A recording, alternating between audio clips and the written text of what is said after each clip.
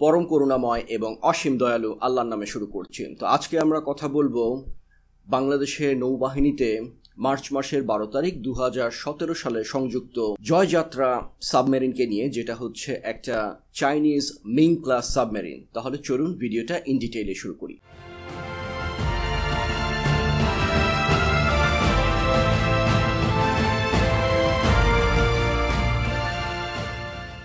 So জয়যাত্রা submarine হচ্ছে একটা Chinese Ming class submarine এবং এই মিং ক্লাস সাবমেরিনের অনেক ভ্যারিয়েন্ট রয়েছে। সো আমাদের দেশের নৌবাহিনীতে যেটা সংযুক্ত হয়েছে এটা হচ্ছে মিং ক্লাসের ভ্যারিয়েন্ট নাম্বার 035G এবং এই সাবমেরিনটা প্রথম চায়নার পিপুল লিবারেশন আর্মির যেই নেভি উইং সেটাতে যুক্ত হয় 1990 সালে এবং তখন থেকে শুরু করে আজ অবধি এই সাবমেরিনটা চায়নার নেভিতে অ্যাক্টিভভাবে সার্ভিস দিয়ে যাচ্ছে। এই মিং ক্লাস সাবমেরিনটা বাংলাদেশের নৌবাহিনীতে সংযুক্ত হবার পূর্বে খুব এক্সটেন্সিভ একটা আপগ্রেডের মধ্যে দিয়ে যায় এবং সেই আপগ্রেডের কারণে এই সাবমেরিনটা বাংলাদেশ নৌবাহিনীকে কোনো রকম সমস্যা ছাড়াই 2030 সাল পর্যন্ত সার্ভিস দিবে বলে ধারণা করা হয়। সো এই সাবমেরিনটা যে আপগ্রেড করা হলো সেই আপগ্রেডের মধ্যে খুব সিগনিফিকেন্ট যে সমস্ত বিষয় ছিল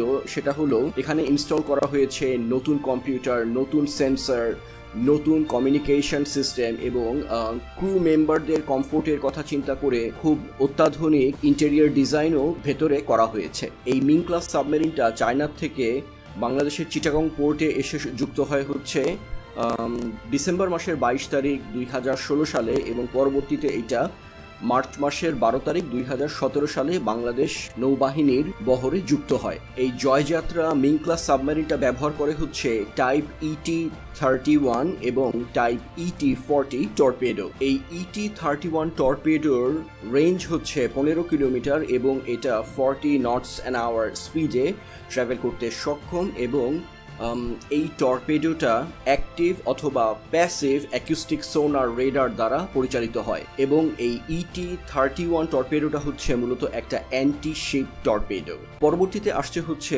ET-40 অ্যান্টি সাবমেরিন টর্পেডো এবং এটার রেঞ্জ হচ্ছে 30 কিলোমিটার এবং এটা 30 নটস অ্যান আওয়ার ট্রাভেল করতে সক্ষম এবং এটা 30 নটস অ্যান আওয়ার স্পিডে ট্রাভেল করতে সক্ষম এবং এই ET-40 টর্পেডো ব্যবহার করে হচ্ছে ওয়ার এবং অ্যাক্টিভ হোমিং সোনার ফর দ্য গাইডেন্স পারপাস।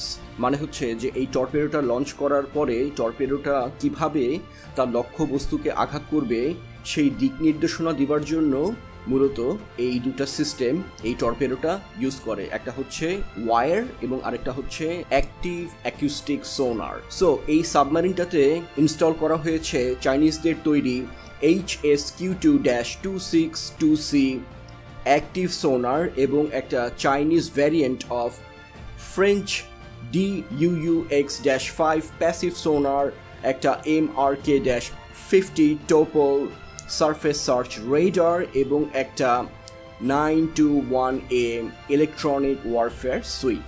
তাহলে চলুন আমরা এই সাবমেরিনটার আদার স্পেসিফিকেশনসগুলো এক নজরে জেনে নিই।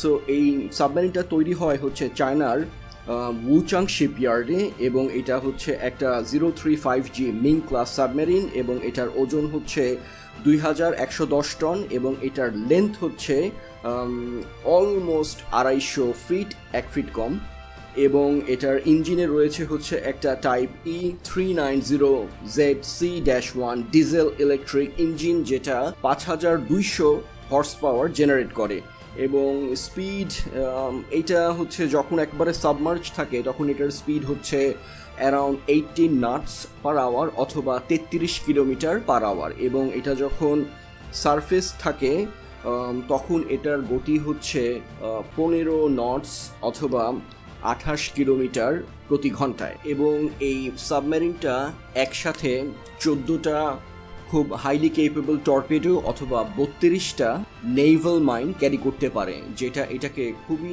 একটা কেপেবল সাবমেরিনে পরিণত করে। সো এই ছিল বাংলাদেশের জয়যাত্রা মিং 035G ক্লাস সাবমেরিনের স্পেসিফিকেশনস অর ইতিবৃত্তান্ত ইন এ নাটশেল। ভিডিওটি ভালো লাগলে লাইক, শেয়ার, কমেন্ট এবং চ্যানেল সাবস্ক্রিপশনের রিকোয়েস্ট থাকবে। ইনশাল্লাহ দেখা হবে আগামী পর্বে। সবাই ভালো, সুস্থ এবং সুন্দর থাকবেন। খোদা হাফেজ।